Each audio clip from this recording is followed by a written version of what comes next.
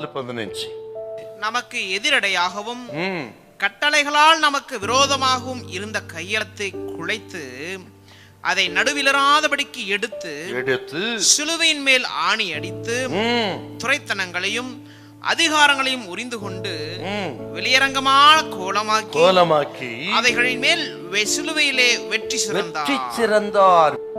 சிலுவை பாதங்கிறது அது வெற்றிகரமான ஒரு பாதை.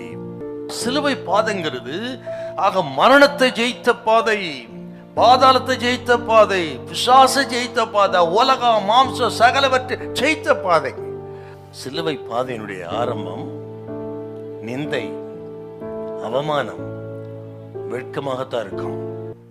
இயேசு சிலுவைக்கு போவதற்கு முன்பு நிந்திக்கப்பட்டார், அவமானப்படுத்தப்பட்டார், காரி உமிழ்ந்து கன்னத்தில் அறைந்தார்கள்.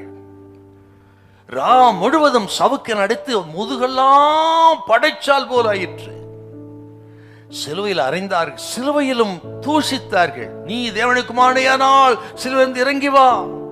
மற்றவரை ரட்சித்தான், தன்னைத்தான் ரட்சித்துக் கொள்ள திராணி இல்லை. தேவாலயத்தை இடித்து 3 நாளுக்குள்ள கட்டுகிறவனே உன்னை நீயே ரட்சித்துகள் என்று பரியாசம் ஆக வைத்தான். சிலுவை பாதங்கிறது அது ஆரம்பம் அவமானம், நிந்தை, உபத்திரவம், பாடு, பரிகாசம் தான். ஆனால் முடிவு வெற்றி. ஆரம்பத்தில் பார்த்தீங்கன்னா அது தோல்வி போல தெரியுங்க, இயேசு கடந்து போன பாதை. ஆனால் இயேசு சிலுவையில் இதெல்லாம் ஏற்றுக்கொண்டு மரித்தார், அடக்கம் பண்ணப்பட்டார். வாரத்தின் முதலாம் நாள் இயேசு உயிரோடு எழுந்து மரணத்தை ஜெயித்தார், பாதாளத்தை ஜெயித்தார், பேயை ஜெயித்தார், மாம்சத்தை ஜெயித்தார், பாவத்தை ஜெயித்தார். எதெல்லாம் இயேசு ஜெயித்தாருங்க. சாபத்தை தொலைத்தார் இயேசு, பாவத்தை தொலைத்தார் இயேசு, அத்தனை மீது வெற்றி பெற்றார். இது கேட்கிற கத்திரி பிள்ளைகளே, இன்றைக்கு பார்ப்பதற்கு சில காரியங்களுக்கு தோல்வி போல தெரியலாம், அவமானமா இருக்கலாம், நிந்தையா இருக்கலாம், பாடா இருக்கலாம். இயேசு பாதாளத்தை ஜெயித்து உயிரோடு எழுந்தது போல, சாபத்தை ஜெயித்தது போல, நோயை ஜெயித்தது போல, பேயை ஜெயித்தது போல, மாம்சத்தை உலகத்தை ஜெயித்தது போல உங்களுக்கும் ஜெயம் கொடு கர்த்தர் வல்லவராய் இருக்கிறார். எதுக்கெல்லாம் பயந்துட்டு இருக்கீங்க? எதை ஜெயிக்க முடியலன்னு பயந்துட்டு இருக்கீங்க?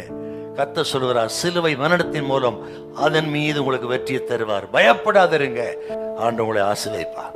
தோல்வி ஜெயமாய் மாறும். அல்லேலூயா, அல்லேலூயா.